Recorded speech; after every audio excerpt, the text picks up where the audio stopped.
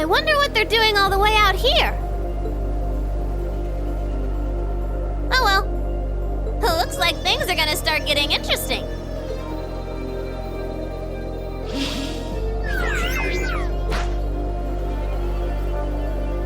Okay, let's get this mission started! Sheesh. Gramps and the others can be so unreasonable sometimes.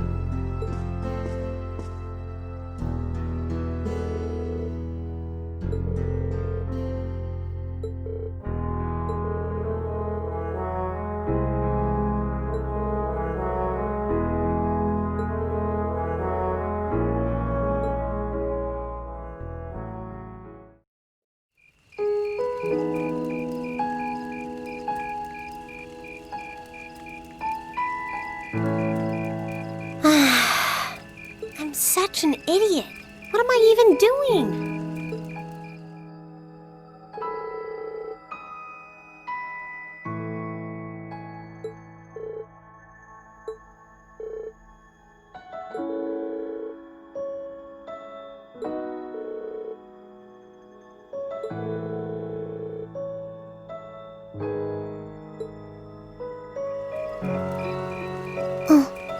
Elisa?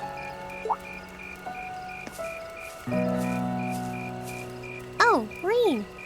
Well, what are you doing out here? Did you eat too much? My mouth says no, but my stomach's thinking yes. You doing okay? You seem a bit unsteady there. Nothing like that. I'm just feeling a little out of it. I'm just going to stay out here for a while and get some fresh air. Then I'll be Whoa! Sorry about that. See? What did I tell you? We've been riding all day. I'm not surprised you're feeling tired. Riding a horse really takes it out of you. I guess you're right. Why didn't that occur to me before?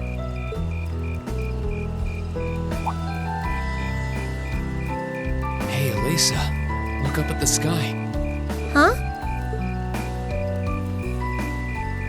Oh, wow. You know, I didn't even notice it last night because we turned in so early. But now that we know, if you're out here to get some air, better to take in the starlight than look at the ground, right? You're right.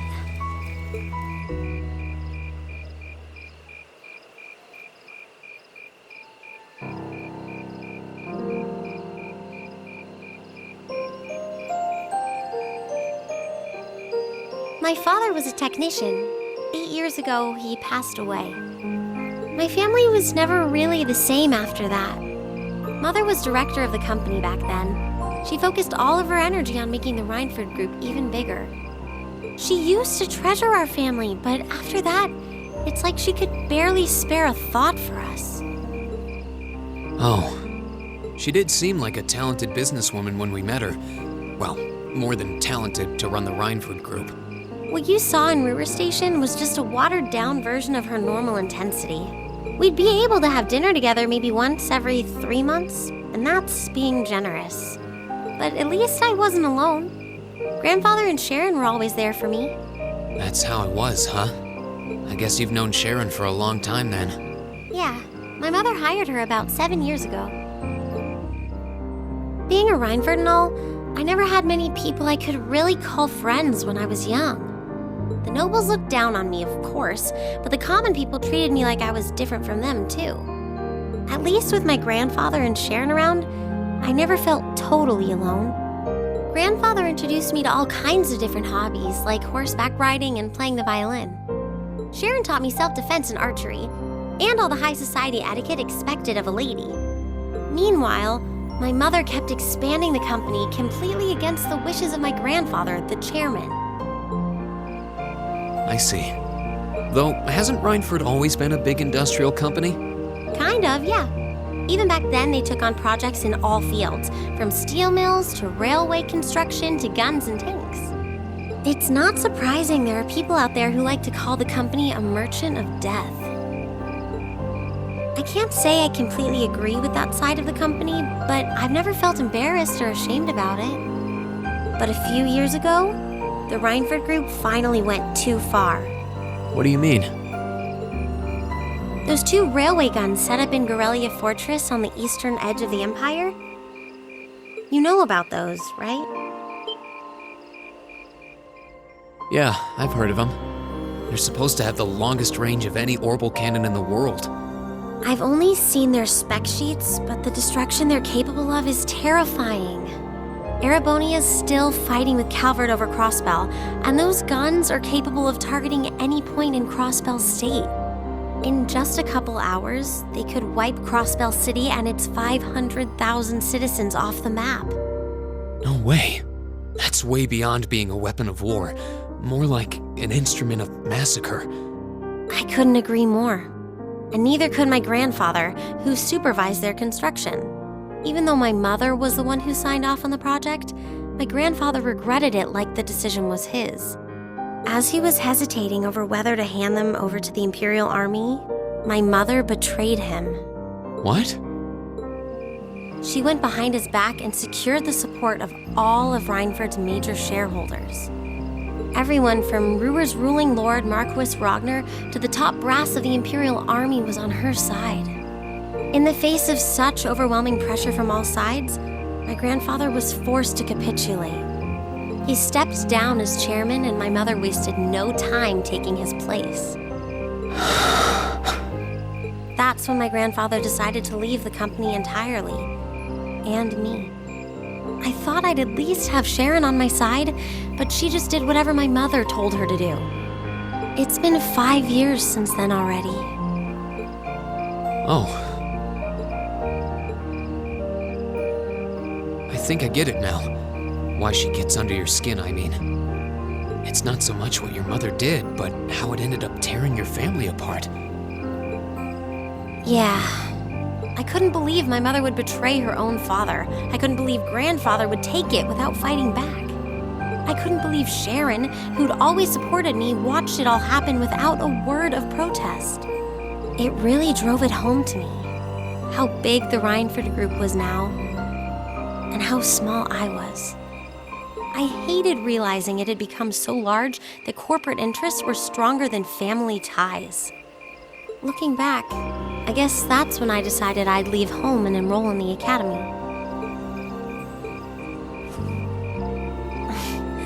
Even when I ran, I couldn't go far enough to escape my mother's shadow or the Rhineford name. Then I come here and find my grandfather happily enjoying a whole new life without a care in the world. When I stepped outside, I was feeling so lost, so frustrated, wondering what I'd been doing all this time. But it's kind of strange, you know? I look up at the stars and it feels like I can escape the gravity of everything. I think I'm finally starting to understand why my grandfather chose to leave it all behind and move out here in the first place. You really are strong, Elisa. Stronger than you realize. You were finally ready to talk about it, about your family and the company and everything. So maybe you found what you were looking for to move past that, right? Maybe you're right. But I don't think I would have been able to if I hadn't enrolled at the academy. Meeting everyone in Class 7, the lacrosse club, you... I'm a better person for it. Your support has already made a difference. So, thanks. Thanks for worrying about me. And thanks for reminding me to look up, not down. Anytime. Though, truth be told, I came to check on you because Emma asked me to. Sorry to ruin the moment. I thought that might be the case. Oh well, there's always next time.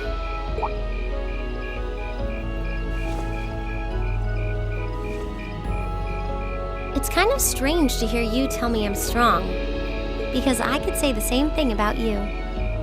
You always seem to get thrust into the role of leader, someone we can count on to keep us on track. I guess running errands on all my free days is really helping me buckle down. Still, I feel like I've got a long way to go, especially when I keep running from myself. Huh? Remember back in Celtic? I said that I came to the academy to find myself. But sometimes, I wonder if maybe I just wanted to get away. From my family, from myself. Oh. Do you not get along well with your family? Oh, I do. I'm not their real son, but my parents always loved me like I was. My sister and I, we've had our differences, especially lately, but we still get along pretty well. No, the problem's just with me. Reen. Still, I suppose the fact you were finally ready to talk about it means that maybe you found what you were looking for to move past that, right? Who'd have thought I'd have the chance to feed you your own good advice so soon? I can't believe you can just say things like that with a straight face. Maybe being on the receiving end every now and then will do you some good. All right, you got me. I admit defeat. But yeah, I guess I'm starting to figure things out in my own way. Maybe enrolling at Thoris was the first thing I'd done right in a long time. I ended up in Class 7. And now, all of us are out here like this, spending time together.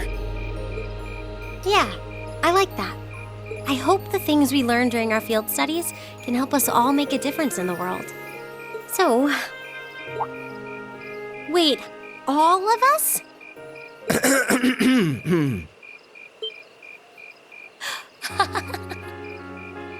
You two were gone so long that we started to get a little worried.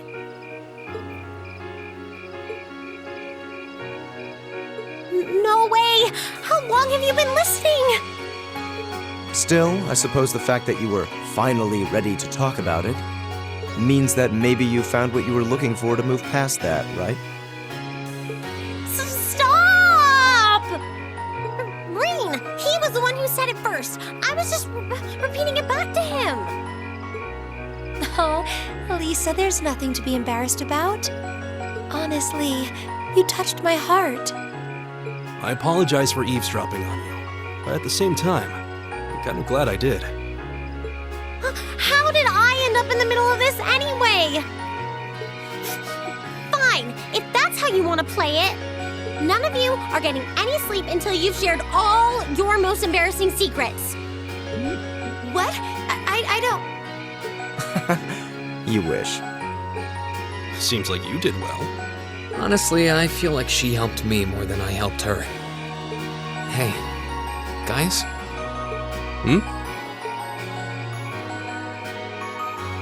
This is a really beautiful place. Yeah, ain't it?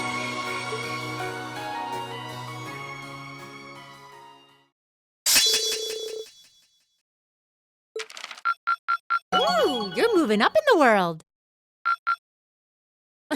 I've got a little reward here for you. Drinks are on me someday.